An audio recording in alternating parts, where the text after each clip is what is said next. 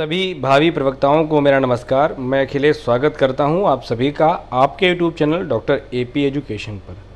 आपके सिलेबस से संबंधित कंटेंट को कवर करते हुए आज हम सभी आपके सिलेबस का एक अन्य टॉपिक डिस्कस करने जा रहे हैं, जिससे परीक्षा में अधिकतर प्रश्न पूछे जाते हैं। आज हम प्रकृतिवाद को पढ़ते हुए ये समझने का प्रयास करेंगे कि आखिर पूर्व की पाश्चात्य विचारधाराओं का अध्ययन करते हुए हम सभी ने देखा कि आदर्शवाद ने किस प्रकार से आध्यात्मिक विरासत को एक महत्वपूर्ण साधन माना। उसी श्रृंखला में जब हम सभी यथार्थवाद की ओर बढ़े तब हमने अध्ययन किया कि यथार्थवाद ने वास्तविक जगत को ज़्यादा महत्वपूर्ण मानते हुए आध्यात्मिक जगत को गौण रखा। उसी श्रृंखला में जब दार्शनिक विचारधाराओं के विकास क्रम की ओर हम जब आगे बढ़ रहे हैं तो उसी श्रृंखला में हम सभी आज पढ़ेंगे प्रकृतिवाद के बारे में, और प्रकृतिवाद के बारे में समझते हुए जानने का प्रयास करेंगे कि आखिर इस दर्शन के समर्थक दार्शनिक जगत के विषय में, इस संसार सृष्टि और ब्रह्मांड के विषय में क्या धारणा रखते हैं, इसके निर्माण के पीछे क्या कारण मानते हैं, तथा इनके ऐसे संबंधित सिद्धांतों को हम अपनी शिक्षा प्रक्रिया में किस प्रकार से इन्हें स्वीकार कर सकते हैं, या यूँ कहें कि इनके दार्शनिक सिद्धांतों का शिक्षा में क्या उपयोग है, इसका भी हम अध्ययन करेंगे। तो चलिए बिना समय गवाए हम पढ़ना प्रारंभ करते हैं। अगर अभी तक आपने चैनल सब्सक्राइब नहीं किया है तो ये आपकी नैतिक जिम्मेदारी है कि आप चैनल को सब्सक्राइब जरूर करिए और अपने दोस्तों में भी इसे शेयर करिए। जो पढ़ने वाले छात्र हैं, सबको नहीं, जिनका इससे मतलब है उन्हीं को भेजिए, अन्यथा लोगों को भेजने की आवश्यकता नहीं है। चलिए तो हम पढ़ेंगे पाश्चात्य दर्शन की एक हम तीसरी दार्शनिक विचारधारा की ओर आगे बढ़े हैं, जिसे हम प्रकृतिवाद के नाम से जानते हैं। प्रकृतिवाद, नेचुरलिज्म इन एजुकेशन। तो ये नेचुरलिज्म या प्रकृतिवाद क्या कहता है, इसको वार्ड महोदय की परिभाषा के रूप में हम एक आउटलाइन में समझने का प्रयास करेंगे। कहता है naturalism is a doctrine which separates nature from God, subordinates spirit to matter and set up unchangeable laws as supreme. प्रकृतिवाद क्या है? वह धारणा है जो प्रकृति को भगवान ईश्वर से अलग करती है, आत्मा को पदार्थ से अलग करती है और अपरिवर्तनीय कानूनों या नियमों को सर्वोच्च मानती है। तो कुल मिला के हम इस पहली लाइन से ये समझ सकते हैं कि यह भी आध्यात्मिक विचारधारा का समर्थन नहीं करती हुई देखी जाती है। ठीक है, तो इसी स्वरूप में यानी भौतिकवादी दर्शन के श्रृंखला में इसको भी रखा जा सकता है। तो देखते हैं कि प्रकृतिवाद पाश्चात्य दार्शनिक चिंतन की वह विचारधारा है जो प्रकृति को मूल तत्व मानती है। यह जो सृष्टि है, यह जो प्रकृति है, यह जो नेचर है, यही सबकी उत्पत्ति का कारण है।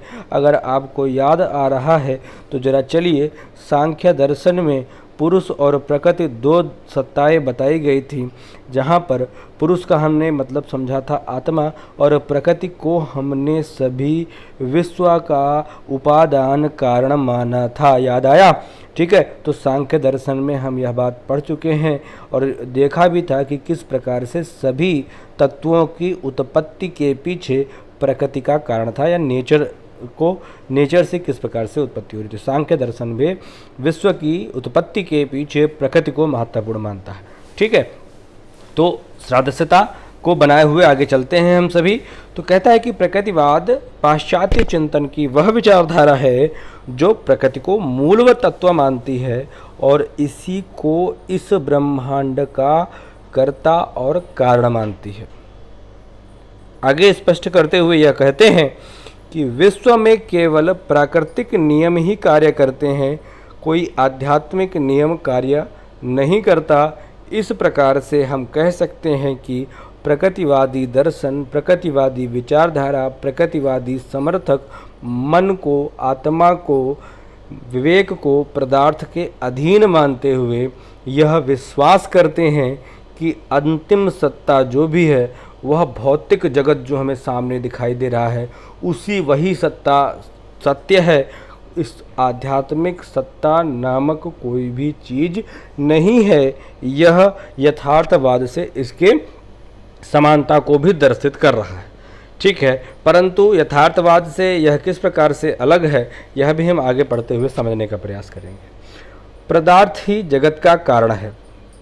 प्रकृतिवादी दर्शन पदार्थ, मन तथा जीवन की व्याख्या भौतिक एवं रासायनिक नियमों के अधीन मानते हुए जो भी केमिकल इक्वेशंस, केमिकल रूल्स हैं, फिजिकल रूल्स हैं, उन सब के अधीन मानते हुए पावर का, मोशन का, यानी शक्ति, गति, प्रकृति के नियम, नेचर ऑफ लॉ एवं कार्य कारण संबंध की सहक्रिया पर बल देते हैं। तो यह सब जितने भी सारी चीज़ें, शक्ति, गति, प्रकृति के नियम, इन सब की जो कार्य कारण संबंध की सहक्रिया है वह सभी की सभी भौतिक और रासायनिक नियमों के अधीन रहते हुए कार्य करती है। अब देखें तो कौन था प्रकृतिवादी। तो कहा जाता है कि सबसे पहला नाम जो प्रकृतिवादी आता है नाम, तो वह नाम आता है यूनानी दार्शनिक थेल्स का, जिन्होंने जीवों की उत्पत्ति जल से मानी थी। जल माने पानी, ठीक है।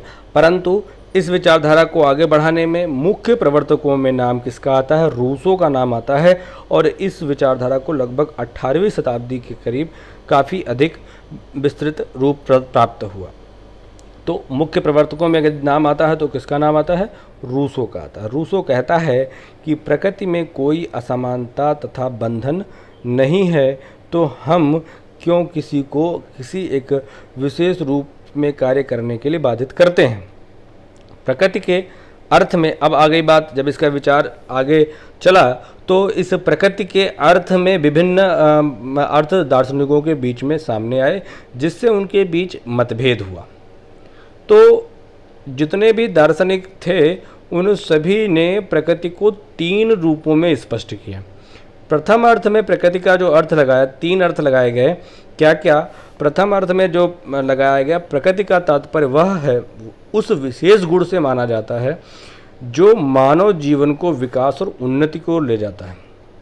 ठीक है, तो वह विशेष गुण है यानी हमारा स्वभाव, जिसको हम प्रकृति के रूप में कहते हैं ना कि हमारी ये हमारे प्रकृति है, ये हमारा स्वभाव है।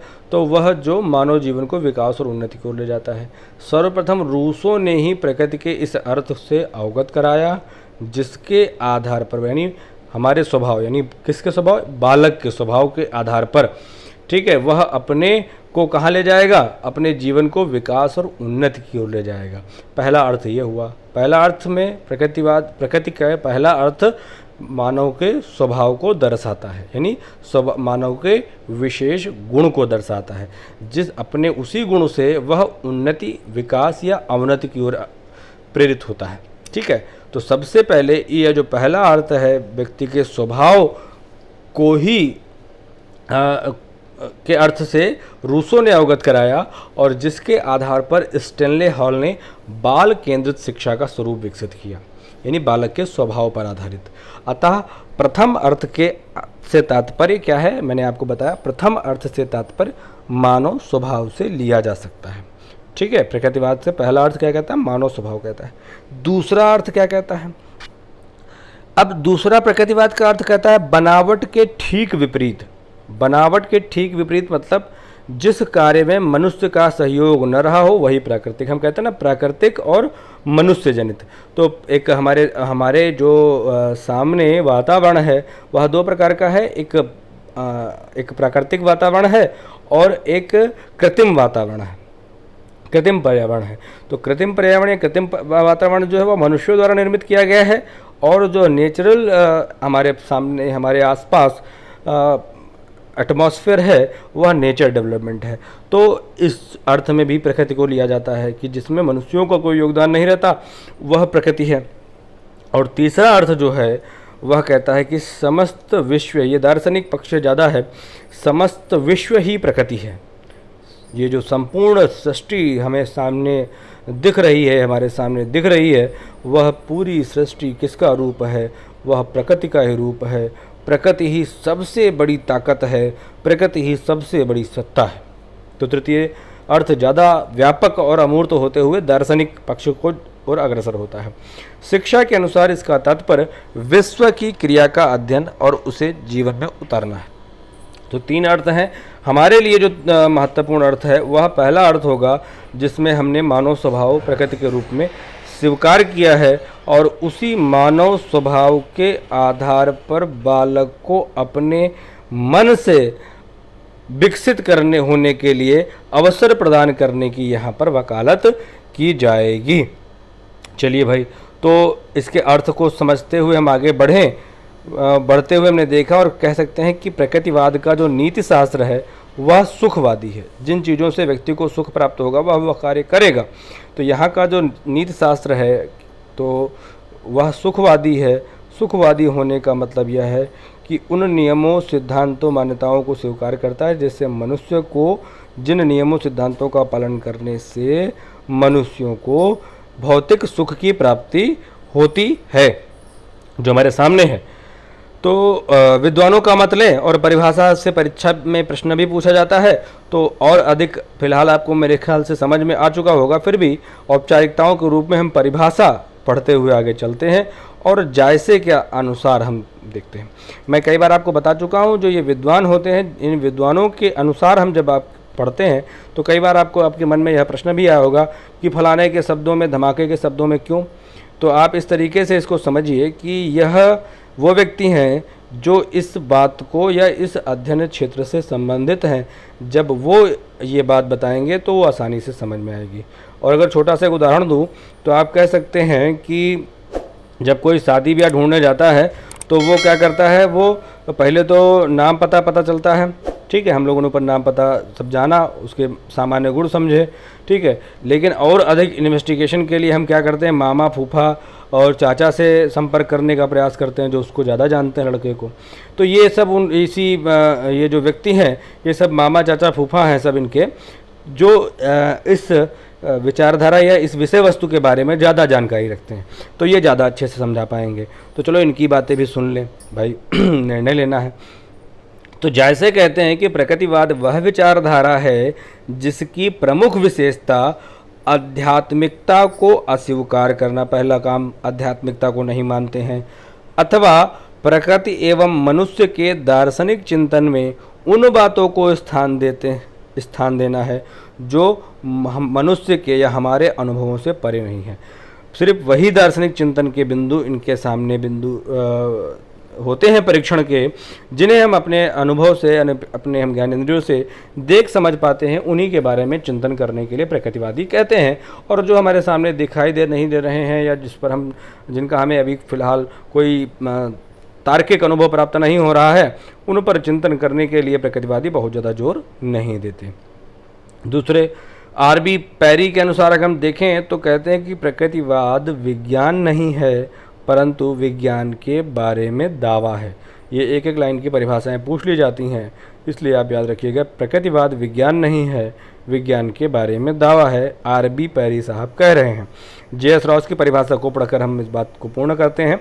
कहा उन्होंने कि प्रकृतिवाद एक ऐसा शब्द है जिसका शिक्षा संबंधी सिद्धांतों में उन प्रणालियों के लिए उपयोग किया जाता है जो स्कूल और पुस्तकों पर आधारित होने के बजाय, भाई जे.एस. रॉस की परिभाषा आपने काम की है, वो ये कहते हैं कि उस सिद्धांत उन प्रणालियों के उपयोग की बात करता है जो स्कूल और पुस्तकों पर आधारित होने के बजाय शिक्षार्थी के वास्तविक जीवन को क्रियात्मक रूप से प्रभावित करने का प्रयास करती है।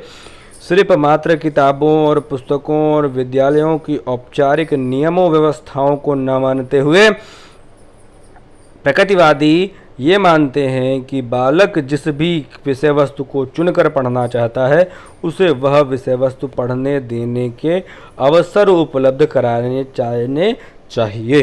ठीक है, तो इस प्रकार से आपने जब मामा फूफा चाचा की बात सुनी तो और भी अच्छे तरीके से आपको समझ में आ गया होगा।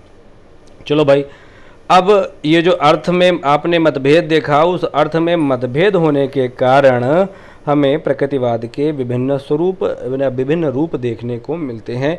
तो लगभग 3 अर्थ हैं, तो 3 ही प्रकार के रूप हमें देखने को मिलता है, जिसे हम फिजिकल नेचुरलिज्म कहते हैं, पदार्थवादी प्रकृतिवाद कहते हैं, जहाँ पर जिसमें बाह्य प्रकृति का मानव जीवन पर पूर्ण नियंत्रण होता है, जिसको आपने कहा था कि प्रकृति ही संपूर्ण है। तो उसी बाह्य प्रकृति के अनुसार मनुष्य जो है अपने स्वभाव को बदलता रहता है। यंत्रवादी प्रकृतिवाद, मैकेनिकल नेचुरलिज्म, कहा कि संपूर्ण विश्व क्या है, एक प्राण विहीन यंत्र है, एक मशीन है जो चल रहा है, अपना अपना काम सब चल रहे हैं, जिसका निर्माण पदार्थ एवं गति के द्वारा हुआ।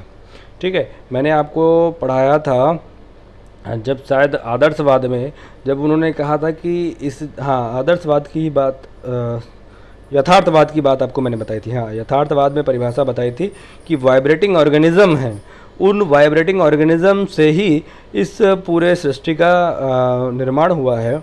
तो यथार्थवाद में वो बात बताई थी। इसी प्रकार से उससे मिलती जुलती यहाँ पर ये बात है कि ये कह रहे हैं कि संपूर्ण विश्व एक प्राणविहीन यंत्र है, मशीन है, जिसका निर्माण जो हुआ है वो पदार्थ एवं गति के द्वारा हुआ है। इस आधार पर आचरणवादी साइकोलॉजी ऑफ बिहेवियरिज्म का जन्म हुआ, जिससे और इसका प्रयोग क्या हुआ हमारे साइकोलॉजी में, इसका जब व्यवहारवाद का जो उद्भव हुआ उससे इसी विचारधारा के रूप में विकसित हुआ, जिनसे कंडीशनिंग जो कंडीशनड रिस्पॉन्स है, संबद्ध प्रतिक्रिया तथा करके सीखने के सिद्धांतों का जन्म हुआ, जिसमें माना गया कि मनुष्य भी जो है वो एक प्रकार का यंत्र है, इसे भी पशुओं के समान किसी भी कार्य के लिए प्रशिक्षित किया जा सकता है। जैसे आपने थॉर्नडाइक, स्किनर और इन सब के जो प्रयोग थे वह पहले पशुओं में थे, और पशुओं पर उन्होंने जो प्रयोग किया था और प्रयोग करने के बाद जो व्यवहार परिवर्तन वो सिखा पाए थे, उसी आधार पर वो कहते हैं कि मनुष्य के व्यवहार को भी कुछ व्यवस्थित प्रक्रियाओं के माध्यम से सुधारा जा सकता है। ठीक है, तो ये उससे संबंधित है यंत्रवादी प्रकृतिवाद। और यहीं से सांख्य दर्शन की वो थोड़ा सा असमानता दर्शाती है। ठीक है, वहाँ पर भी ये यंत्रवाद स्वीकार किया गया है, परंतु सांख्य दर्शन के अनुसार शिक्षा अंतर्निहित है, अंदर से बाहर की ओर प्रकट करना है, और आचरणवादी जो ये व्यवहारवाद है, उस व्यवहारवाद में ज्ञान को या मनुष्य के व्यवहार को हम बाहर से सही कर सकते हैं। ठीक है, चलो तीसरा है जैविक प्रकृतिवाद, बायोलॉजिकल नेचुरलिज्म। डार्विन के विकासवादी सिद्धांत के आधार पर इस विचारधारा के 3 प्रमुख सिद्धांत हमें देखने को मिलते हैं, जिसमें आपने कहा था कि हमारे जितने भी स्वभाव हैं, जो संपूर्ण नियंत्रण है वह प्रकृति द्वारा होता है। तो इस आधार पर हम कह सकते हैं कि परिस्थिति के अनुसार अपने आप को मनुष्य ढाल लेता है। जीवन के लिए संघर्ष, स्ट्रगल फॉर एग्जिस्टेंस सदैव चलता रहता है, यह प्रकृति का नियम है। और इनके लिए जो जीवन के लिए जो संघर्ष नहीं करते हैं, वह जीवन की गति में बहुत पीछे रह जाते हैं या समाप्त हो जाते हैं। और विजय किसकी होती है? समर्थ की विजय होती है, वीर भोग्य वसुंधरा। ठीक है, हमारे यहाँ भी कहा गया है। तो समर्थ की विजय होती है, सर्वाइवल ऑफ द फिटेस्ट। जो सबसे मजबूत होता है वही यहाँ पर टिक पाता है। आप इस समय देख भी रहे होंगे, कोरोना का समय चल रहा है, जिसके इम्यून सिस्टम वीक है वो उससे लड़ने के लिए ज़्यादा प्रभावी नहीं हो पा रहा, और जो बढ़िया नालिश गेंद निकाल कर खेले हैं, ठीक है, वो उनको कोरोना की ज़्यादा टेंशन नहीं है। ठीक है, वो ठीक हो जाएंगे, आप सभी ठीक हो जाएंगे, ऐसा नहीं है। एहतियात बरतने की ज़रूरत है अगर कोई ऐसा है। ठीक है, समय भी जाएगा। चलिए भाई, तो हमने क्या देखा? प्रकृतिवाद का अर्थ समझा, उसके विभिन्न रूप समझे, उसका 3 अर्थ जो है वो हमने समझ लिया, परिभाषा समझ ली, उसके विभिन्न रूपों को देखते हुए थोड़ा बहुत हमें इसका कॉन्सेप्ट समझ में आ गया होगा। अब हम इन विचारधाराओं को किस प्रकार से शिक्षा में सम्मिलित कर सकते हैं, क्योंकि जो रूसो है वो अपनी विचारधारा को समाज में परिवर्तन लाने के लिए शिक्षा का ही सहारा लेना सबसे महत्वपूर्ण मानता है। तो इनके सिद्धांतों को हम शिक्षा के स्वरूप में भी ही पढ़ लेंगे। तो प्रकृतिवाद शिक्षा में प्रकृतिवादी विचारधारा का तात्पर्य ऐसी व्यवस्था से है जिसमें बालक अपने स्वभाव के अनुसार विकसित होता रहे। अगर आप किससे कहा जाए कि प्रकृतिवादी विद्यालय का एक उदाहरण दीजिए या प्रकृतिवादी विद्यालय आप किस प्रकार से मानते हैं, तो आप एक लाइन में ये कह सकते हैं कि जो हमारे प्ले स्कूल की अवधारणा रहती है कि बच्चों को पहले उनको किसी प्रकार का बहुत औपचारिक अनुशासन न देते हुए सिर्फ उनको सामने उपलब्ध करा दी जाए तमाम एक समझ लीजिए इस प्रकार से कि एक मैदान में आप छोड़ दीजिए सभी बच्चों को, तो उनमें से कुछ बच्चे जो हैं वो एक जगह किनारे बैठकर कुछ अध्ययन करने लग जाएंगे, कुछ बच्चे जो होंगे वो पैर से मिट्टी पत्थर के खिलौने ढंगाने लग जाएंगे, ठीक है, मारने लगेंगे, ठीक। कुछ बच्चे जो आपस में दौड़ लगाना शुरू कर देंगे, कुछ बच्चे कुछ प्रकार से, यानी जिस प्रकार से बच्चे का जो भी इंटरेस्टिंग एरियाज है उस दिशा में बालक को विकसित करने की बात प्रकृतिवादी विचारधारा स्वीकार करती है। अब आगे देखो समझो, कहते हैं कि अभी इस बात को कौन लेकर आया शिक्षा के क्षेत्र में, तो कहते हैं प्रकृतिवादी आंदोलन को शिक्षा के क्षेत्र में प्रारंभ करने का श्रेय फ्रांसिस बेकन और कमेनियस का है, परंतु रूसो ने इस आंदोलन को चरम सीमा पर पहुंचाया। तो आपके लिए परीक्षा का जो उत्तर है वह यह रहेगा, रूसो रहेगा, यानी प्रकृतिवादी शिक्षा का मुख्य प्रवर्तक कौन है, तो वह रूसो है, ठीक है। रूसो ने एक अपनी पुस्तक लिखी एमिल एंड एजुकेशन, क्योंकि एमिल इनका एक काल्पनिक बालक है और उस बालक को वो किस प्रकार की शिक्षा देना चाहते हैं वो अपनी पुस्तक में ये बताते हैं, क्योंकि इनकी शिक्षा कुछ ज़्यादा ही स्वतंत्रता प्रदान करती है बालक को, ठीक है। तो मैंने आपको पूर्व में ही बताया था जितने भी महापुरुष होंगे या विद्वान व्यक्ति होंगे वह अपने विचारों को ग्रंथ के रूप में ज़रूर समाज के पास प्रस्तुत करने का कार्य करेंगे, ठीक है। चलो भाई आगे देखते हैं। तो ये बात हुई कि प्रकृतिवादी आंदोलन को शिक्षा के क्षेत्र में कौन लाया, तो वो बातें हमने देख ली। तो प्रकृति के दो रूपों की चर्चा होती है, एक तो भौतिक प्रकृति और एक बालक की प्रकृति। भौतिक प्रकृति क्या है, जो बाहरी जो संसार है, बाहर जो बालक का जो स्कूल आप कह सकते हैं वह उसकी भौतिक प्रकृति हो गई, और बालक के स्वयं की जो प्रकृति है वह उसकी आंतरिक प्रकृति के रूप में मानी जा सकती है। और यह जो आंतरिक प्रकृति है जिसका अर्थ उन मूल प्रवृत्तियों से है जिसको लेकर बालक जन्म लेता है, बालक के वह मूल स्वभाव हैं, बालक की जो प्रकृति आप कह सकते हैं कि बालक का नेचर क्या है, वह नेचर वह स्वभाव जिनके साथ वह जन्मा है, और इन्हीं मूल स्वभावों में हमें शिक्षा के माध्यम से संशोधन करना है, सुधार लाना है, परिमार्जन करना है, रिफाइन करना है।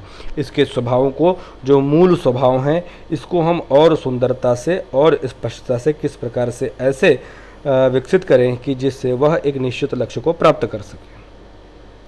इसी धारणा में प्रकृतिवादी कहते हैं कि शिक्षा ऐसी हो जो बालक को स्वाभाविक रूप से विकसित करने के लिए बाह्य प्रकृति के नियमों को आंतरिक प्रकृति के अनुसार प्रयोग में लाना चाहिए।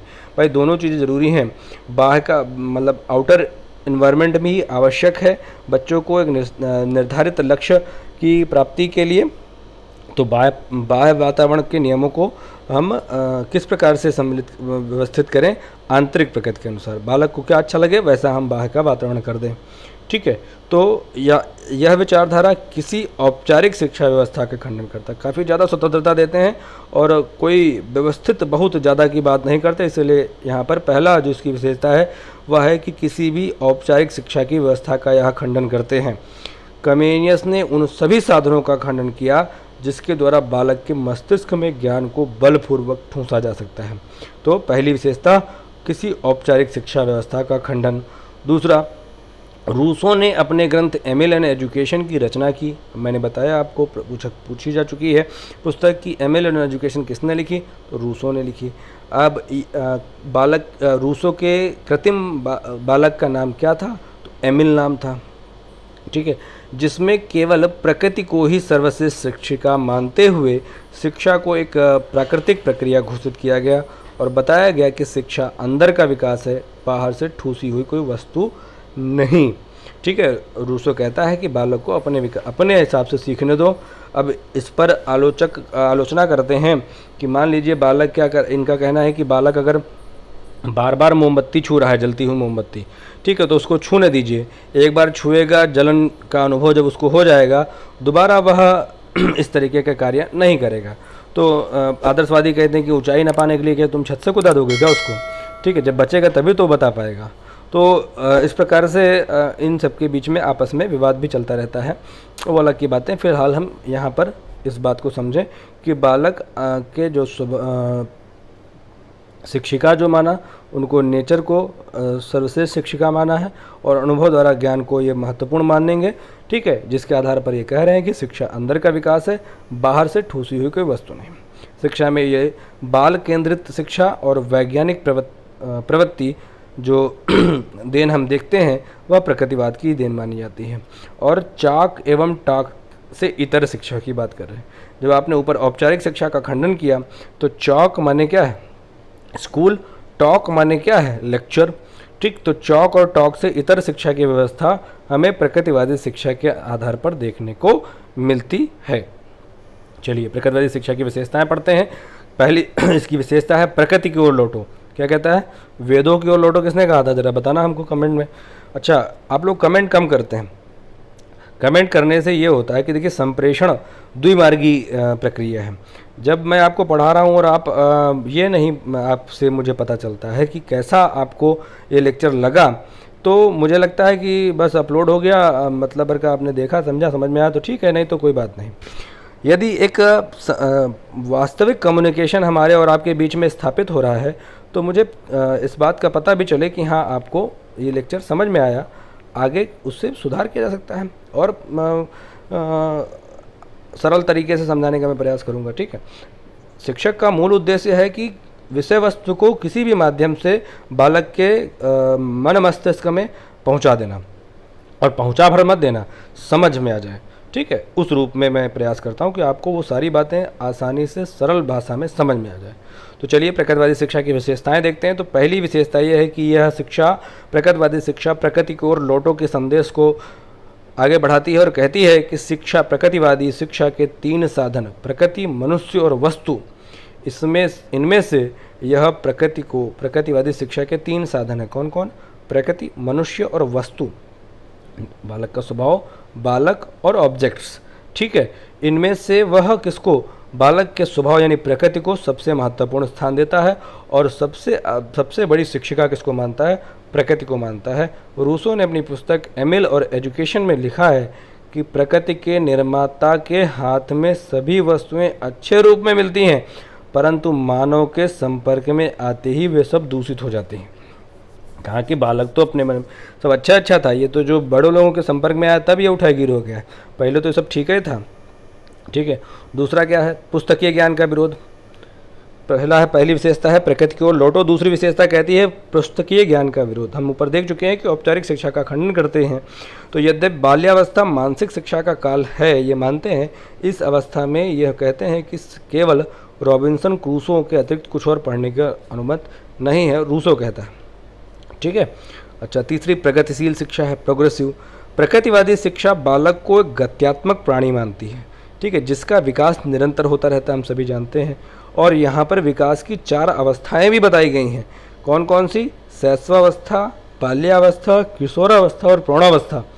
और इन्हीं चारों अवस्थाओं के प्रगतिशील मतलब है ना कि बालक का जो स्वभाव है, बालक का जो विकास क्रम है वह प्रगतिशील है, वह बदलता रहता है और वह पूरे जीवन काल को इन्होंने 4 अवस्थाओं में बांटते हुए शैशव, बाल्य, किशोर और प्रौढ़ अवस्था नाम दिया।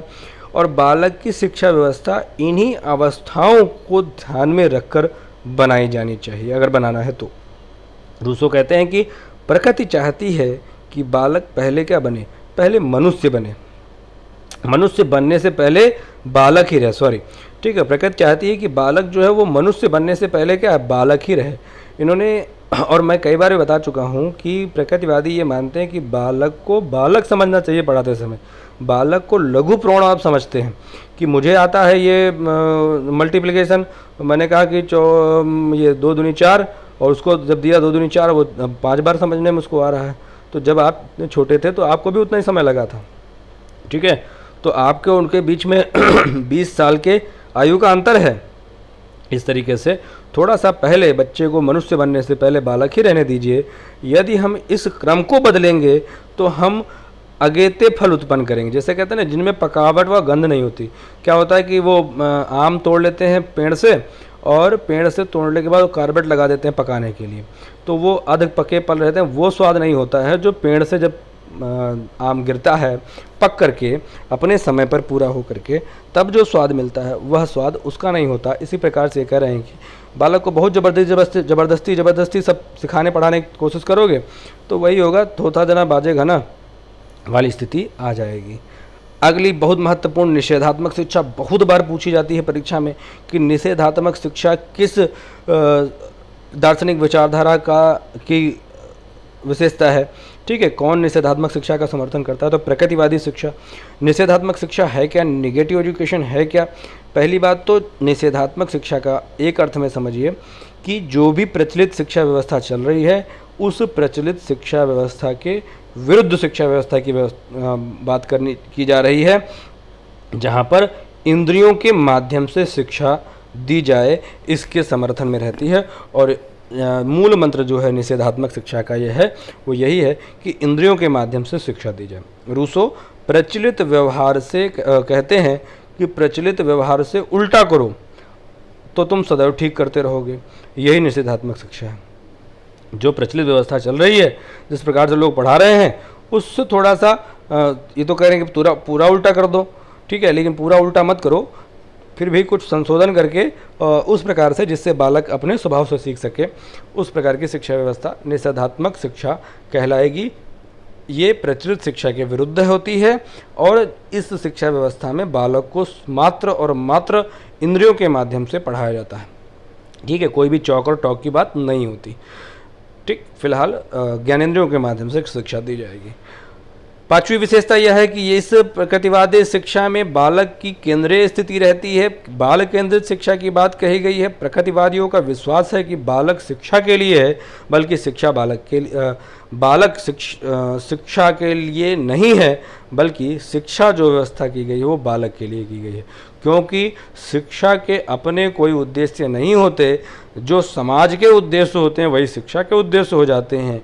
इसीलिए बालक भी उसी समाज का अंग है, इसलिए बालक के अनुसार शिक्षा के उद्देश्य निर्मित होने चाहिए। अगली विशेषता है कि यहाँ पर बालक को अधिक स्वतंत्रता देने की बात कही गई है। इंद्रियों के प्रशिक्षण पर बल देने की बात कही गई है। इंद्रियों को ज्ञान का द्वार माना गया है। ठीक है, और रूसो कहते हैं कि शिक्षा को इंद्रियों का उचित प्रयोग करके ज्ञान के द्वार खोलने चाहिए। आठवीं बात कहेगी मानव यंत्र को पूर्ण बनाना। मैंने पूर्व में कहा है कि प्रकृतिवादी ये मानते हैं कि बालक के व्यवहार को, कुछ प्रकृतिवादी इस बात को भी मानते हैं कि मनुष्य को भी हम उसी तरीके से सिखा सकते हैं जिस प्रकार से हम एक मशीन काम करती है, उस प्रकार से हम अगर व्यवस्थित रूप से काम करें तो हम उसको पूर्ण बना सकते हैं। मानव यंत्र को पूर्ण बनाना। संपूर्ण विश्व एक महान यंत्र है और मनुष्य उस बड़े यंत्र का एक भाग है।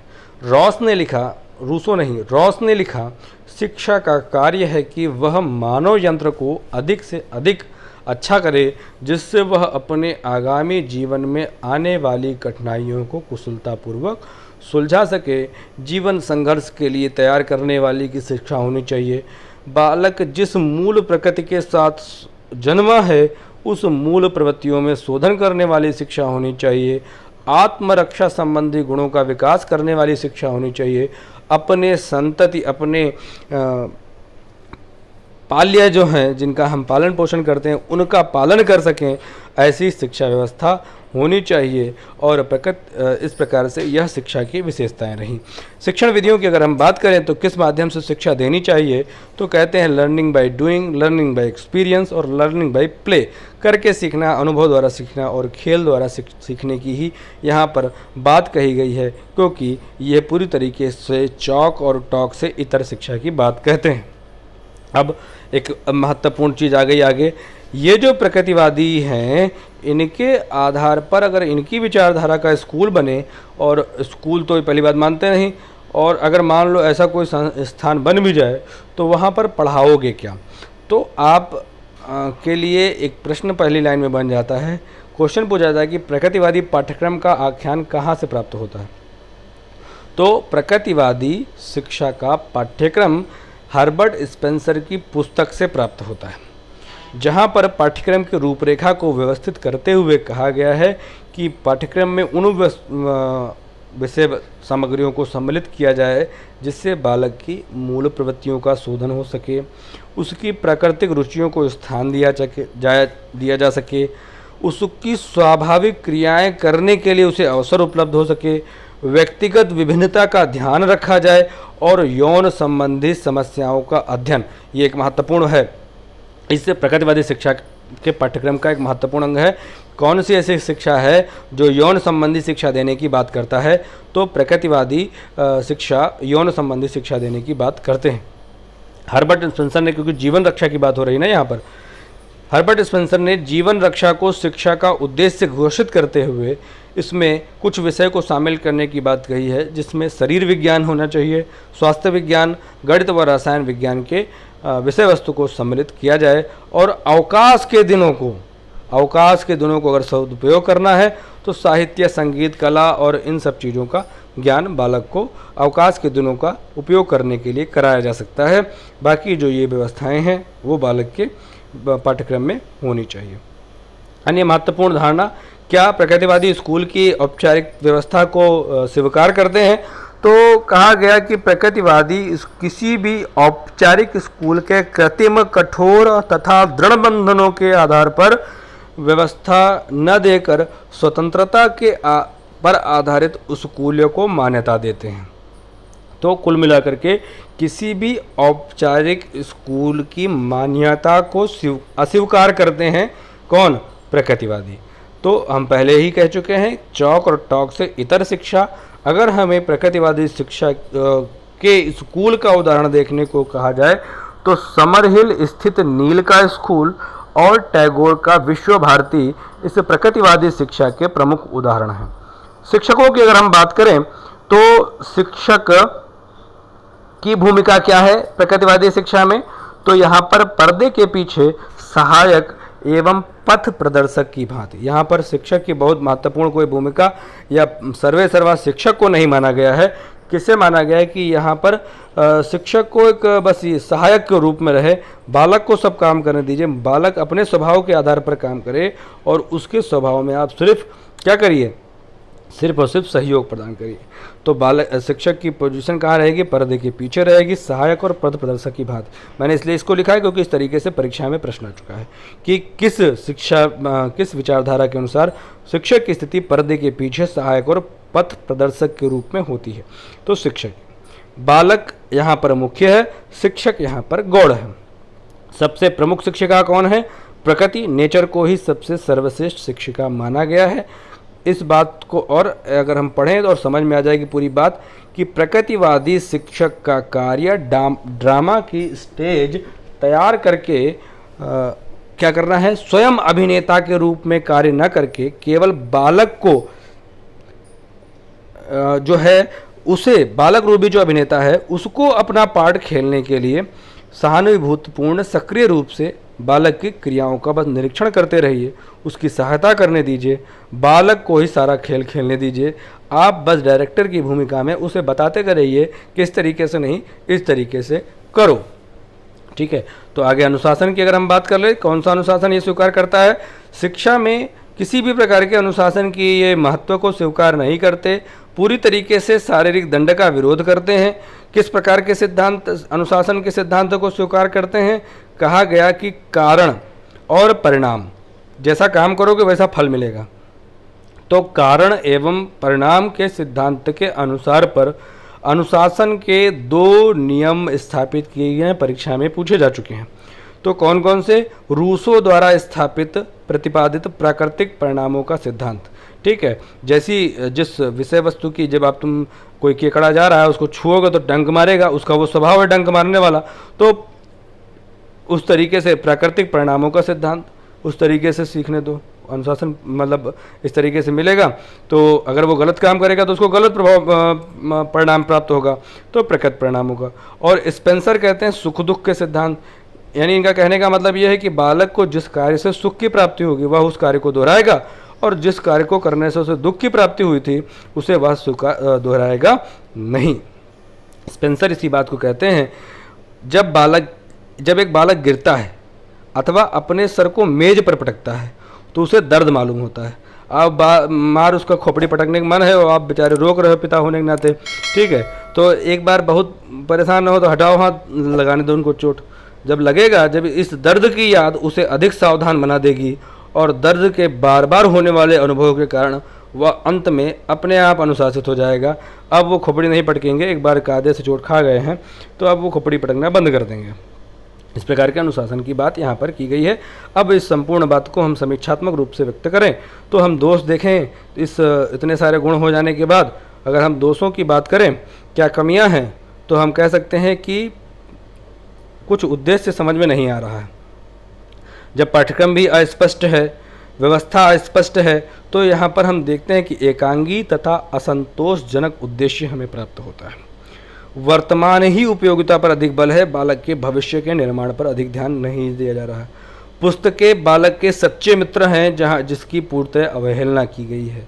शारीरिक शिक्षा पर ही अधिक बल दिया गया है, बालक के बौद्धिक विकास को बहुत ज़्यादा स्थान नहीं देते हुए साहित्यिक विषयों को गौड़ स्थान पर रखा गया है। अब बालक की अनियंत्रित स्वतंत्रता की बात कही गई है। जब अनियंत्रित स्वतंत्रता की बात हो जाएगी तो अराजकता फैलेगी भाई, इसीलिए और बालक की अनियंत्रित स्वतंत्रता इसका एक प्रमुख दोष है। प्राकृतिक परिणामों द्वारा अनुशासन उचित नहीं है भाई। वही मैं पहले मैंने कहा कि पता चला बच्चा ऊपर से छत के किनारे पहुंचा है, अब तुम उसको रोको ही मत, छत से गिर जाए तो मर जाएगा, ऊंचाई क्या नापेगा, ठीक है। तो प्राकृतिक परिणामों द्वारा जो अनुशासन रूसो द्वारा बताया गया वह उचित दार्शनिकों के बीच में स्वीकार नहीं किया गया और शिक्षक के स्थान को यहाँ पर गौड़ रखा गया है।